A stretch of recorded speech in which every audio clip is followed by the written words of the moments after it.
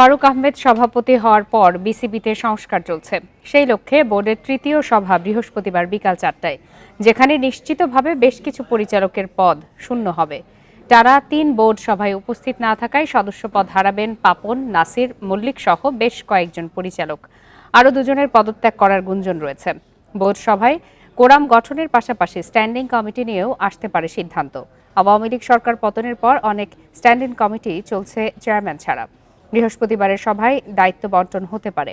Cricket অপারেশনসে Nazmul Abedin Fahim আর media কমিটির দায়িত্ব পেতে পারেন ফাহিম সিনহা কিংবা ইফতেখার রহমান মিঠু।